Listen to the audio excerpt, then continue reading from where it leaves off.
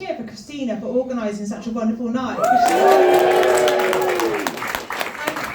name is Kinsey. I turned 33 last year. I feel like I've been consistently waiting for the last 13 years for the moment where I feel like a proper grown-up. But what I have found is that my sort of feral teenage years have just consistently haunted me for like however long I can remember. I'm a mum now, I've got a 5-year-old, and this Christmas just gone I took him to a grotto, and I feel like that's the 3 Fs, like festive family fun. What can go wrong? You'd think nothing. So I took him to a grotto, and we were in the queue to meet Santa. And as I was in the queue, we realised that what happened was, as you got to the front, an adult dressed as an elf came out to kind of get you hyped up. So he was really excited. And as we got to the front of the queue, our elf came out, and I realised quite quickly that it was the man I lost my virginity to.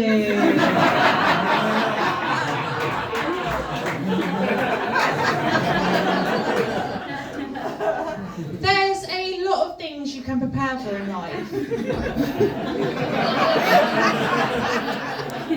Seeing your first sexual conquest in bells and tights is not one. So we went in, and my son was sat chatting to Santa about what he wanted, and I was stood next to the elf. Fun fact, I used to name the elf in this bit that I've done a few times until I got a message on Facebook from him saying, "Can you please stop telling people it was me?"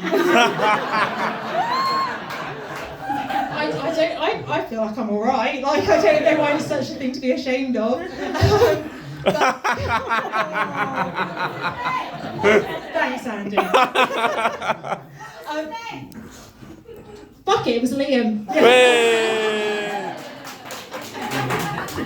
It was Liam Baker. And he's on Facebook.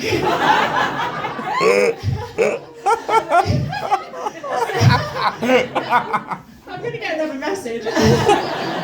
So my son was sat talking to Santa, and I was stood next to Liam Baker the elf. And I was kind of like, I'm going to do that very British thing of pretending we have not seen each other naked. So I was like, "How are you? How's your mum? How has this happened to you?" And he said to me, just like directly, "I can't actually talk to you because it's in my contract that I have to stay in character the entire time." And I thought to myself, I know your fucking character, mate. And it's the guy that pops on the Red Hot Chili Peppers to set the mood.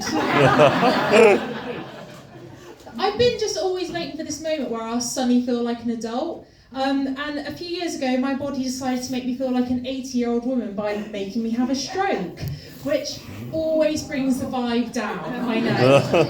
But it does have like a point to it. So I am fine. A couple of side effects of the stroke is that my short-term memory is dog shit. So every now and then you might see me glance at my hand, which is just my little notes that I write to myself. The other side effect of it is I have no peripheral vision, which means I'm really easy to sneak up on. And if I put my mind to it, I think I do really well in the Grand National, just like...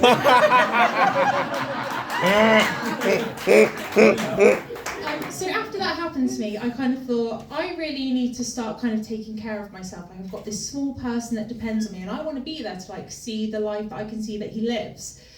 So I thought, what's the one thing that like mums in a city do to be healthy? So I thought I'll start jogging.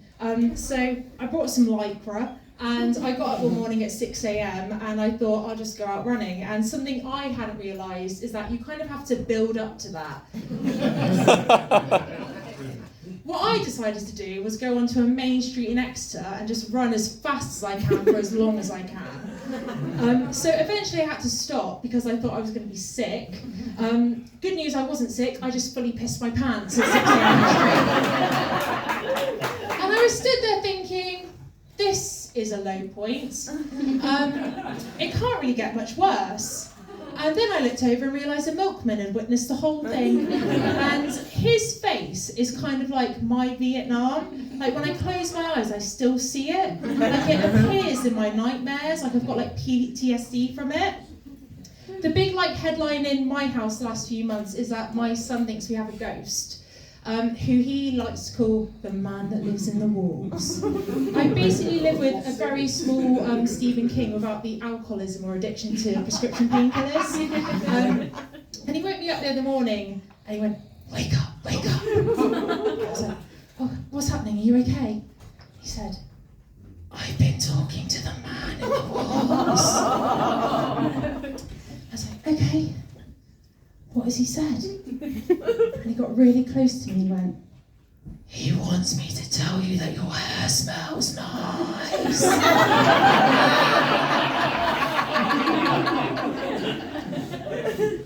My first reaction was, I need to put this place up for sale.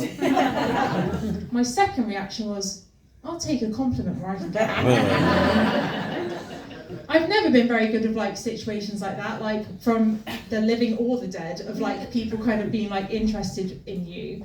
I went on a night out once for my friend's birthday, and there was this guy just like following me around the whole night, and he just would not take no for like a fucking answer.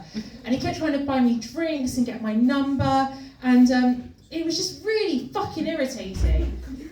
Anyway, we've been married 6 years.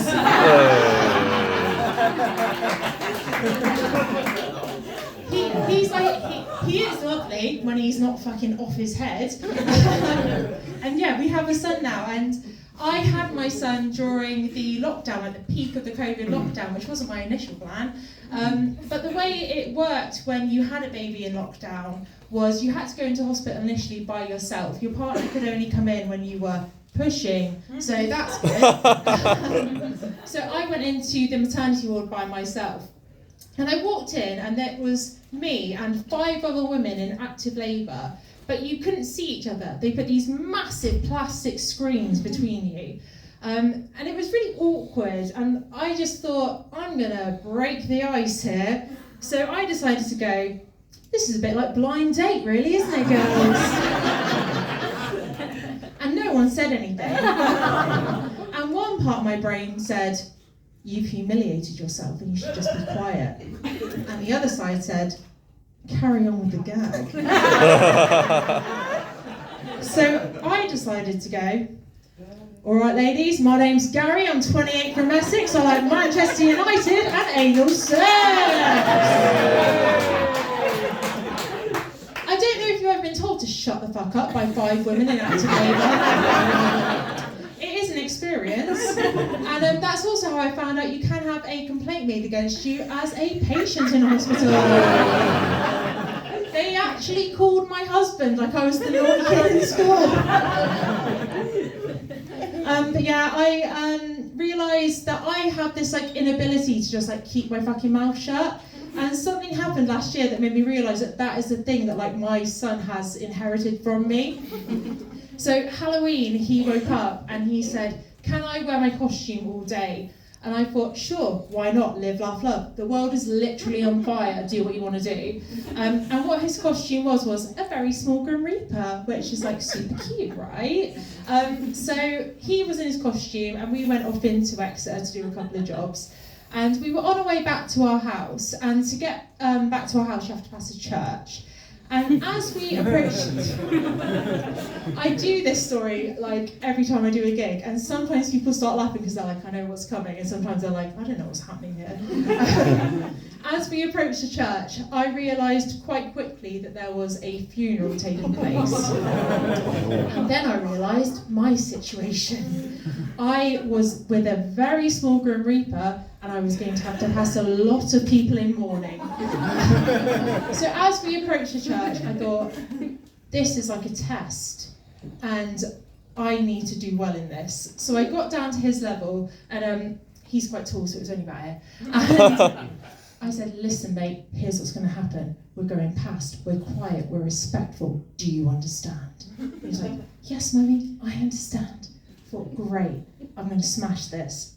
So we were walking past, and he was being quiet, and I was like, they're going to write about this in like parenting books. I'm going to be on Good Morning Britain talking about this parenting success story. So it was all fine, and I thought, like, you know, good job, me. And just as we were about to kind of clear the crowd, the hearse pulls up with the coffin in the back.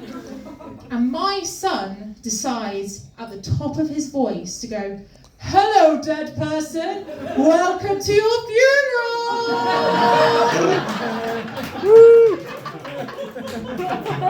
Perfect, I couldn't have gone any better. And I got home and I was thinking to myself, God, that's all they're going to be talking about. They won't give a fuck about the dead guy. They'll be talking about the small Grim Reaper and the giant ginger woman that couldn't control him. But then I thought, having a funeral for someone that you love on Halloween is a fucking choice.